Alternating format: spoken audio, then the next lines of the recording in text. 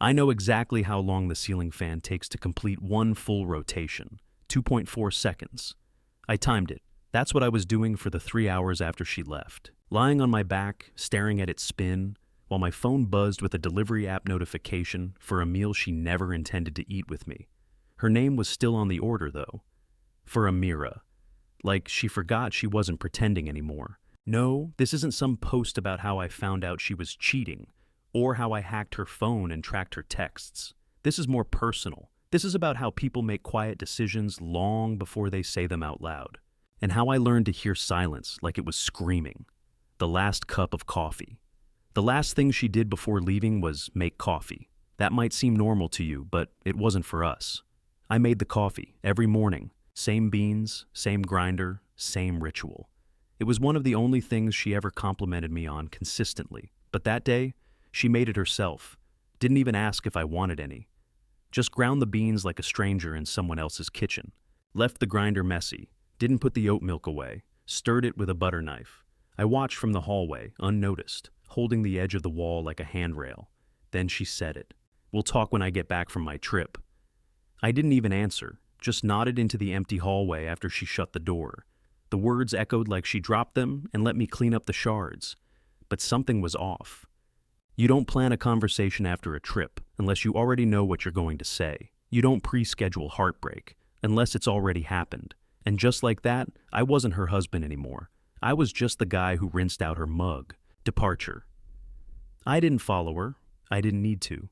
She gave me every breadcrumb without realizing it. She packed 3 swimsuits for a conference retreat in Idaho, took her noise-canceling headphones, even though she hates flying, and she changed her phone passcode from our anniversary to something with a 6 and a 9. She wanted to be found out, just not by me. She wanted someone else to notice how radiant she was when she walked into that airport. Someone she wasn't already married to. She left wearing earrings I didn't buy her, perfume I didn't recognize, and a confidence I hadn't seen in months. But, you know the funny thing? She forgot her laptop charger, so I mailed it to the hotel, along with something else. End of part 1. Let me know when you're ready for part 2, where I'll tell you exactly what I mailed with the charger, and how it changed everything. She didn't even thank me for mailing it. Not the charger, not the envelope, not the note I slipped inside. That part I expected. What I didn't expect was how calm I felt sealing the padded envelope with both items in it. Her silver MacBook charger neatly coiled, and underneath it, a single sheet of paper. No threats, no begging, just a screenshot, printed in grayscale. It was a photo of her, laughing, not with me. I had found it by accident a month earlier, on a site I wasn't even supposed to be on. Someone posted vacation pictures under a tagged location that meant nothing to me until I noticed the curtains. Amira was there in the background of one shot, poolside, holding a plastic flute of champagne, and not alone. He was tan, muscular, shirtless, looked like someone who sells yachts for a living or teaches surfing as an excuse to avoid taxes. He had his hand on her hip in that easy, familiar way that tells you this wasn't the first trip they'd taken together. Her sunglasses were pushed up into her hair. She was smiling in a way I hadn't seen in years, wide open, careless, like she had never married anyone or made promises in front of anyone's grandmother. When I printed the screenshot, I made sure to choose the grainiest possible setting, the kind of image that looks like it came from a blackmail file, the kind that makes people sweat without knowing why. I didn't sign the note. I didn't include a message, just the photo, folded twice, and the charger. Then I mailed it overnight to the address on her hotel booking. Yes, I found it, because I always paid her travel bills. She never even looked at the receipts.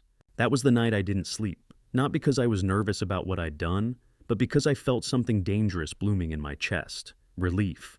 She said, "We'll talk when I get back." That was her mistake. I spent the next day in silence. No TV, no music, just the soft tapping of Grover's nails against the tile floor as he paced, sensing my mood. I didn't leave the apartment except once, just long enough to walk 3 blocks in the wrong direction before realizing I didn't have a destination in mind. I wasn't waiting for a call. I wasn't expecting a confrontation. She'd gone somewhere else, physically, emotionally, maybe even permanently. But then the voicemail came. It was 3:12 a.m. Her voice was low, frantic. She was whispering, but not the sexy kind. The kind where you're trying not to be overheard. "Martin, I got your thing. What the hell is wrong with you? You don't know anything. You think you're clever, but you're wrong. You're so... The message cut off. No follow-up. No second attempt. Just silence. Which meant she was rattled. I'd spent years being the boring one. The predictable one. The man who sent calendar invites for weekend brunch and made lists before going to the hardware store. And now, for the first time, I was something else. I was unpredictable. I didn't call back. I didn't text. I didn't want to give her the satisfaction of knowing whether I was unraveling or not. Instead, I started taking inventory. Everything she left behind. One drawer had a stack of vintage postcards she collected but never sent. A ticket stub from a movie she didn't watch with me. A prescription bottle with his last name, Mendoza, scribbled in Sharpie across the label. She was keeping his meds in our house, in my drawer. She didn't even try to hide it. I put it all in a shoebox, not out of spite, out of curiosity. How much evidence of a double life can a person leave before it stops being accidental? I didn't want to ruin her. That's what some of you will assume, but I didn't. I wanted her to sweat. I wanted her to guess which thread I would pull next. Because now, she wasn't the only one holding secrets. That envelope was the start of a new version of me. The version who didn't need to scream to be heard. The version who learned how sharp silence could be. She wanted to talk when she got back. But now, she'd be walking back into a room where the rules had changed, and I wouldn't be sitting on the couch waiting to hear why I was no longer enough. I'd be waiting with a question of my own. Would she even make it back? 2 days passed, no texts, no return flight, nothing. Just her toothbrush still sitting in the holder next to mine, and the same voicemail replaying in my head on loop. The one where she called me clever and wrong in the same breath. She thought that would undo me, as if I hadn't spent the last year living in that exact contradiction. She didn't know what it's like to live with a version of yourself that can't speak up, but can't shut up inside your head either. I'd lived with that man longer than I'd lived with her, and that man, he wasn't clever, but he had patience. On the third night, I started going through her email. She left her desktop computer on sleep mode in the guest room, and her browser auto-filled everything. I told myself I wouldn't dig, that I wasn't that kind of guy. But that's a lie people in my position like to pretend matters. If you've ever loved someone who decided they were done with you before saying it, you already know. Boundaries become blurry fast. Her inbox was mostly work, vendor contracts, conference follow-ups, airline points she never redeemed. But then I found the folder labeled travel. Tucked inside were boarding passes, Uber receipts, and 2 Airbnb confirmations. One of them dated back to February, the other 3 weeks ago. Both listed under his name, Andres Mendoza. I read the reviews he left for the hosts. Warm, charming, over-punctuated with emojis like some kind of adult child. Had an amazing time. House was perfect for two. Perfect for two. I thought about printing that one too, sending it to her office, taping it to her bathroom mirror, but I didn't, because something had shifted in me. I didn't want to humiliate her. I wanted her to wonder how deep I'd gone, how much I already knew, and how much I was still pretending not to. That's the part people forget in betrayal. The damage isn't in the discovery. It's in the doubt. It's in the way you can never be sure what part of yourself was stolen first. That night, I made dinner like I always did, for both of us. Set 2 plates, poured her wine, ate mine, left hers untouched. And then I sat there in the dark across from that empty chair and talked like she was sitting in it. I mailed it to the front desk, I said aloud, staring through her place at the table. I wonder how fast your heart dropped when you opened it. Was he with you? Did you lie to him too? Grover barked once, out of nowhere, at the window. I didn't get up to look. I just whispered, "Good boy," even though I had no idea what he was barking at. And then something happened I didn't expect. She called. It rang twice before I picked up. I didn't speak, neither did she. I could hear the hum of a hotel air conditioner in the background, the soft static of silence between 2 people who used to finish each other's thoughts and now didn't know how to form a single one. "I'm coming home early," she finally said. Her voice wasn't angry or apologetic. It was measured, clinical, like a nurse delivering bad news that wasn't personal. "Why?" I asked. I didn't mean to sound calm. I wanted to sound wrecked. I wanted her to hear the crack in me, but it came out flat, dead. "I don't want to talk about it over the phone." That was it. She hung up, and this time, I didn't wait. I went back to her computer, back to her emails. I refreshed everything, checked the hotel website. She hadn't checked out. Her calendar still showed the trip going through Sunday. But if she was telling the truth, she'd be home by Friday afternoon, which meant I had exactly 36 hours. To do what? That part I didn't know yet, but I knew I wouldn't waste them. I stayed up most of that night, not out of panic, but focus. I began gathering everything, digital and physical. I screenshot every flight, saved every invoice, exported her entire message history from the shared family laptop. I wasn't just building a case, I was making a map, a full cartography of deceit, places, names, time frames, lies told and retold, tweaked and shifted. Each a brick in the house she thought she'd built out of my ignorance. At 4:17 a.m., I found a voicemail file buried in her deleted folder. From him, short, casual. Hey babe, just got to the hotel bar. Bartender makes a killer espresso martini. I'm gonna get a table in the corner, near the fireplace if you wanna sneak down. That was all it took. I heard the way he said, babe, the kind of word that sticks to your skin like gum under a diner table. It sounded cheap, practiced, unearned, but she'd answered it once. She had let that voice be familiar. She had let it exist while I was somewhere else folding her towels and wondering why everything felt colder. So I downloaded the voicemail, and I made one more envelope, not for her, for him. I printed his name in the center of the envelope in all lowercase letters, no punctuation. Something about that felt more intimate, like a whisper, like a secret passed across the desk of a high school classroom. On the back, I pressed the flap closed with a single strip of matte black tape. Not scotch, not duct, just black. The kind that comes in minimal stationery kits that people buy but never use. It felt ceremonial, almost too restrained, considering the weight of what was inside. Andres Mendoza didn't live far. That's something I hadn't expected to learn. That he was local. According to the billing address linked to one of the Airbnb bookings, he lived on the other side of the river, in one of those new glass buildings they advertise with words like elevated lifestyle and urban serenity. I stood on the opposite sidewalk for almost 20 minutes, just staring up at the balconies. I didn't know which one was his, but I liked thinking he might have been looking down without realizing what was about to arrive at his door. I didn't mail it, I dropped it in his lobby mailbox myself.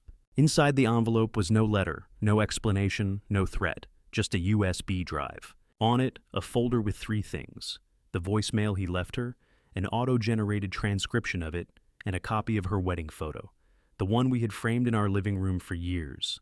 I cropped myself out, just left her, standing alone in the park that day, smiling in ivory silk under a tree full of spring rain. That's what I wanted him to see. Her face, her smile, her secret. Let him figure out the rest. I didn't need to make a scene. I just wanted to stain the edges of his life with doubt. That's how fire starts, after all, not from explosions. From a smoldering ember someone thought had already gone out. I went home without taking the long way, without looking over my shoulder. I didn't feel triumphant. I didn't even feel vindicated. I just felt still. That eerie kind of still, like right before a tornado. You can hear the insects stop. You can feel the air forget how to breathe. That's where I was. I cleaned the house that day like someone who knew guests were coming. Scrubbed the counters, laundered the sheets, vacuumed under the bed. The whole time, Grover followed me room to room, ears low, tail slow. He knew something was off. Animals always do. He could smell the storm under my skin. And when I stopped moving, just for a second, he sat beside me without making a sound. By the time 5 p.m. came around the next day, I was ready. She wasn't. Her flight was delayed. Of course it was. Another 5 hours of waiting. Another 5 hours to sit in a clean house that now felt like a set. The photos on the walls looked like props. The couch felt unused. I had put everything back where it belonged, and in doing so, somehow stripped it of anything that felt real, like I'd preserved a crime scene and accidentally erased the crime.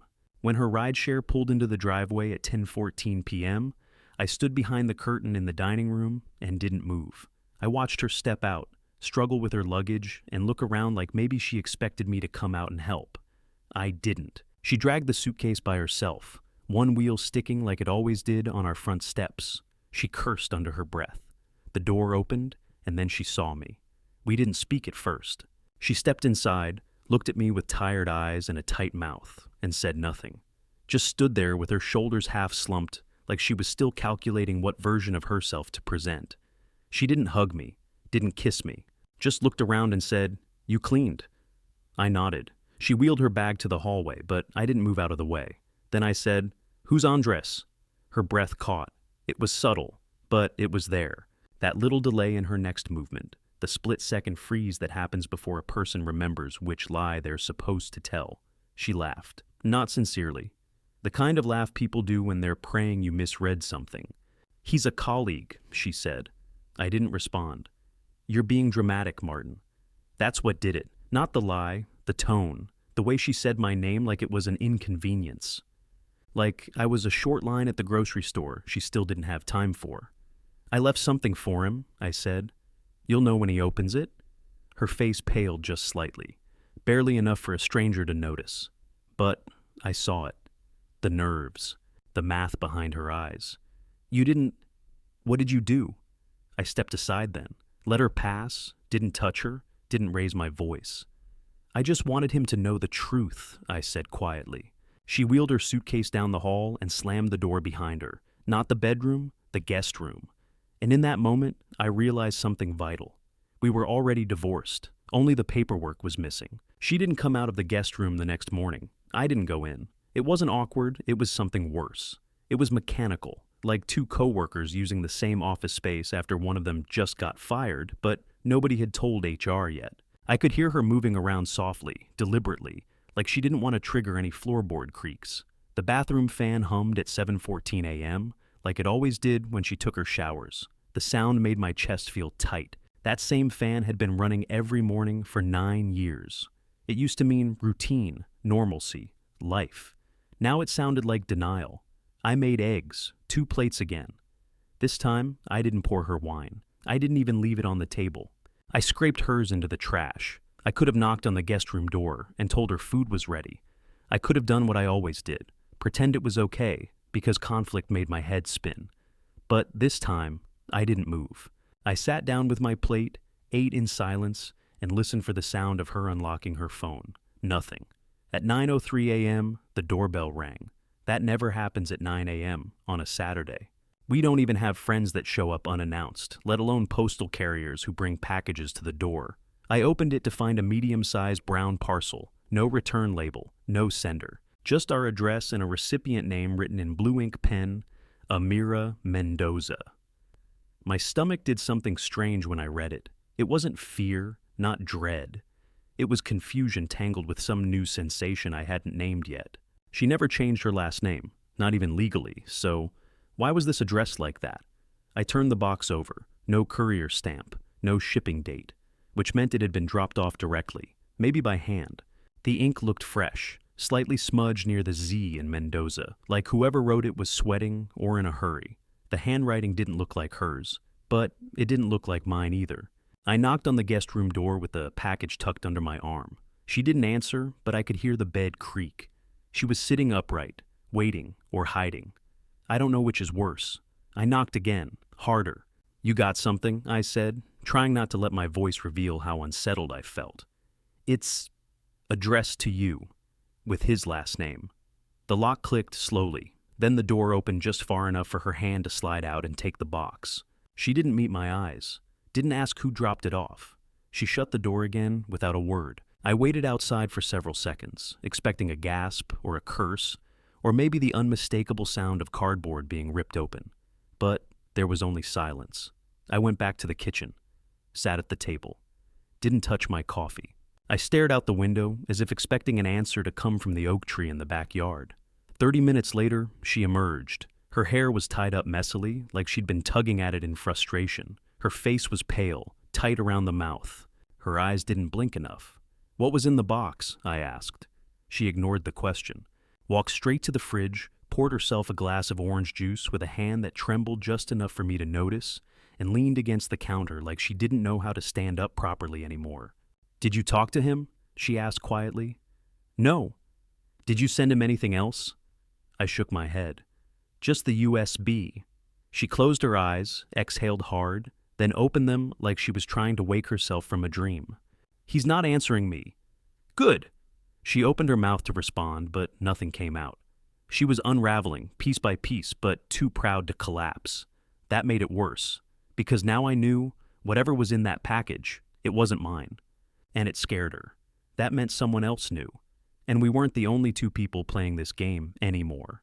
That night, she slept in the guest room again. I laid in our old bed, listening to the strange quiet of a house being divided in real time. I used to think cheating was the worst betrayal possible, but now I knew better. There are worse things than infidelity, like secrets you didn't even get the chance to lie about, like the slow realization that someone else knows your life better than you do and is holding it in their hands, deciding when to squeeze. At 3:41 a.m., I heard her crying. It wasn't loud, it wasn't for me, but it was real. I didn't go to her. I didn't knock, I didn't ask what was in the box, because I knew. Whatever it was, it had only just begun. I didn't sleep after that, not because of the crying. I'd heard her cry before. Real ones, fake ones, the silent tear kind and the full-body heaving kind. I knew the catalog by heart. I didn't sleep because I couldn't stop thinking about the box. Something about it itched at my spine. The handwriting, the timing, the fact that she never told me what was inside. And the name? Mendoza. It wasn't a nickname or a sick joke. It was practiced. Like whoever wrote it had used that name before. Like that was how they knew her. Around 7 a.m., I heard her in the kitchen again, pouring cereal. The box cracked softly in her hand. She didn't know I was awake. I stayed in bed listening, pretending to be unconscious like I used to do as a kid when my parents fought in the next room. It's funny how quickly we return to old instincts when reality becomes too sharp to touch directly. I waited until she left for a walk, her new hobby, suddenly discovered at the exact moment she didn't want to be in the same house as me. And then I went into the guest room. The box was still on the floor, lid partially closed, with a single piece of gray tissue paper draped over something inside. I didn't hesitate. I peeled it back. Inside was a small metal tin, about the size of an Altoids box. It was matte black with a sticker on top, a white circle with a dot in the center. No words, just a symbol. Something about it felt surgical, cold. There was also a folded card, cream-colored, the expensive kind you buy in boutique paper shops. On the front was her name, Amira Mendoza, typed, not handwritten. And inside was a note printed in all caps. You know why this is here. Don't make him pay for your mistake. Return to sender. There was no signature, but there was a return address printed in 10-point font on the bottom right of the card. Just an apartment number in a nearby city. No name, just coordinates. The neatness of it terrified me more than if it had been messy. The tin was heavier than I expected. When I opened it, I found a USB drive embedded in foam. The foam had been cut perfectly, precisely, like the whole thing had been manufactured for this single purpose. I held it in my palm for a long time before I pocketed it and closed the box exactly the way I found it. That afternoon, she came back with flushed cheeks and damp hair. I pretended I hadn't moved. She pretended I didn't exist. I waited until night to open the drive, not on my computer. I used the old junker laptop I kept in the garage, the one with no cloud access and no saved logins. I booted it up, disabled the Wi-Fi, and plugged it in. There was only one file, a video. It opened with no title card, no sound, just raw handheld footage. The timestamp in the corner read 2 weeks ago. At first it was shaky, just a view of a hallway filmed from a distance, through what looked like a cracked door. Then the camera slowly zoomed in on a hotel room door. Room 412. The camera didn't move for about 30 seconds, and then the door opened. Amira stepped out. She was laughing, wearing the same red scarf she said she lost on a work trip. And behind her, shirtless and smiling, was him, Andres. They kissed in the hallway. Not a guilty kiss, not a quick goodbye. The kind of kiss people give when they don't believe consequences exist. He grabbed her waist like he owned it. She didn't flinch. She leaned in. The video cut off there, black screen. Then a new video started. Same format, different setting. This time, it was Andres, alone, getting into a silver SUV. The footage was from the driver's side of another vehicle, like someone had filmed from across the lot. He looked nervous. He kept checking his phone, pacing. Then he drove off. The camera followed, shakily. License plate visible. Timestamp 5 days ago. Then the screen went black again. Final clip. Amira, in an elevator, looking over her shoulder, tucking her hair behind her ear and fixing her lipstick in the reflection. A man's voice could be heard faintly behind the camera, unintelligible, deep, calm, then nothing. Just black, no names, no explanations. Just the implication someone had been watching them, closely, for weeks. I ejected the drive, put it back in the tin, rewrapped it in the paper, and placed the box exactly where I found it. When I turned around, Amira was standing in the doorway. She didn't look shocked to see me in her room. She looked resigned. "Did you open it?" she asked. I nodded once. "Who are they?" Her lip trembled, but only slightly. "I don't know." "Liar!" She sat on the edge of the bed, pulled her knees up, and stared at the floor. I thought it was just a fling. That's what I told myself. Until I started getting messages, then the hotel staff asked weird questions, then Andres got followed, and now, she trailed off. Now what? Now it wasn't about me anymore. Now this marriage wasn't collapsing under the weight of an affair. It was sinking into something bigger, something worse. "I think we're being watched," she said finally, voice so small it barely registered. "I think someone's following both of us." I didn't respond right away, because part of me wasn't surprised. Part of me felt relief, because finally, for once, she was afraid too. I didn't sleep that night, but not because of the videos or the box or the feeling that there was now a third party holding a match over our life, deciding when to strike.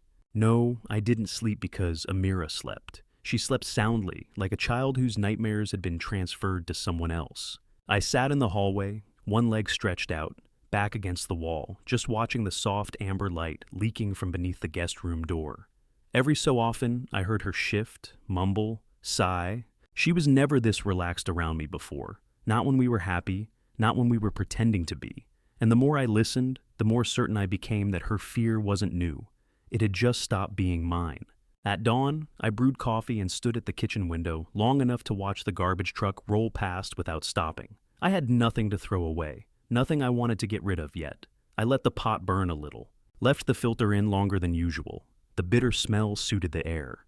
When she finally came out of the room, she didn't speak. She just poured herself a mug, stirred it twice without cream or sugar, and sat down across from me. Like this was just another Tuesday morning. I waited. I gave her time. She took a few sips, held the cup with both hands like she was steadying herself with ceramic, and finally said, "Do you remember the guy from my office? The one who used to handle Latin American accounts?" "No." Tall, wore ugly ties, walked like his shoes didn't fit. Still no. She nodded to herself, like that somehow confirmed something. Then she looked up and said, "He disappeared last year. No trace. Left his laptop open on his desk. Security footage showed him walking into the garage, but never getting into his car. You know what the weirdest part was?" I didn't answer. His car wasn't even there. Not even the security logs could explain it. One day he existed. The next, he didn't. She took another sip of coffee. He was sleeping with someone too, someone he wasn't supposed to. Only difference is, he was single.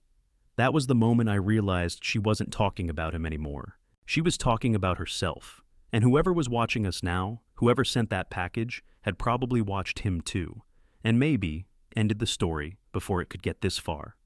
"So, you think you're next?" I asked. She nodded once.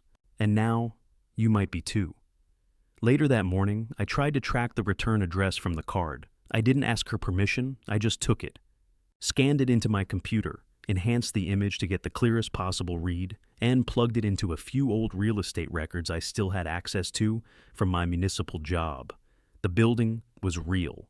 A 6-unit walk-up in a part of town no one bragged about living in. I called in a fake maintenance report from a burner app just to get someone to confirm if apartment 3C had a listed occupant. The guy on the other end said, "3C? That place hasn't been rented in almost 2 years. Leaky plumbing, mold issues, management gave up trying to lease it out." "Anyone using the mailbox?" "Shouldn't be. Why?" I hung up before answering. So, whoever sent the package wanted to look like they could be traced, but couldn't. That meant misdirection. It meant confidence. It meant someone who'd done this before. Which brought me to a darker possibility I hadn't wanted to think about until now. What if Amira wasn't the target? What if I was? What if she was just the bait? Around noon, I got another delivery. This time, it was a simple manila envelope, slipped between our screen door and the frame, No stamps, no courier, just there. Inside was a printed photo, grainy, high contrast. I recognized it instantly. It was me, taken through a window I couldn't identify. I was seated at the kitchen table, staring at my phone, the same seat I was sitting in, the day I watched the security footage on the junk laptop. On the back, written in block letters, it said, "Do you feel in control?" I stared at that sentence longer than I should have. My hands didn't shake, not at first. But something inside me loosened, like a screw stripped by years of over-tightening finally slipped out of its thread. I folded the photo slowly and slipped it into the same tin I had taken the USB from. Then I placed the tin in the freezer behind a bag of peas we hadn't touched in years. When Amira came into the room 5 minutes later, I didn't tell her about the envelope, because for the first time, I realized something terrifying. I didn't want her to be afraid. I wanted her to wonder if I was. The last day didn't arrive with a bang. It arrived with birdsong, the kind you don't notice until the noise in your head quiets long enough to make room for it. I hadn't heard that sound in weeks, maybe months. Maybe it was always there, and I was too consumed with trying to decode every silence, every lie, every twitch of Amira's eye, to realize that the world kept turning outside of our little, collapsing theater. She was still asleep when I packed the last box, not hers, mine. It was a small box. It held only what mattered: my passport, my grandfather's old watch, the backup drive with my writing, Grover's vet records, and a printed photo of my parents when they were still together. That's all I needed. That's all that was real. Not the USB drives, not the anonymous letters, not the cold coffee or the conversations we never finished. Just these things. Mine. Uncontaminated. I left the envelope she received, the one with the black tin and the footage, right where it was. I didn't destroy it. I didn't turn it in. I didn't try to trace it again. Because here's the truth. Power isn't in knowing who's watching. It's in deciding you don't need to perform anymore. And I was done performing. I left a note on the kitchen table. Not a dramatic letter. Not an ultimatum. Just this. You asked me once if I felt in control. I didn't. But I do now, because I'm walking away, not chasing, not watching, not needing to be watched. Whatever this is, it's yours now. The silence, the paranoia, the shadows. You're welcome to it. I'm leaving with my name, and I'm not coming back. I signed it with my first name only, Martin. No love, no anger, no apology. Grover climbed into the passenger seat of the car without hesitation. I think he sensed it was real this time. The first time I'd opened that garage door in weeks. The first time I'd filled the tank not to run an errand, but to leave. As I drove down the block, I didn't look in the rearview mirror, not once. That might seem like a poetic flourish, but it wasn't. I just didn't care anymore. The past was behind me in every sense. I drove north, no destination in mind. Somewhere quiet, somewhere without red scarves and burner phones and late-night whispers. Somewhere people still greet each other on sidewalks and mean it. Somewhere I didn't have to be clever or broken or even brave. I just wanted to be still. And slowly, that became enough. By sundown, I was at a small roadside motel 2 towns over, feeding Grover jerky strips and watching reruns on a static-covered TV. And for the first time in forever, I laughed. Really laughed. Loud enough that Grover tilted his head at me in confusion, because it was finally over. Not the situation. I'm sure Amira would still be spinning in it for months, maybe years. Maybe she'd finally call the police. Maybe she'd confront Andres. Maybe she'd vanish like the man she mentioned. I don't know. I wouldn't know. Because I let her keep the fire, and I chose peace instead.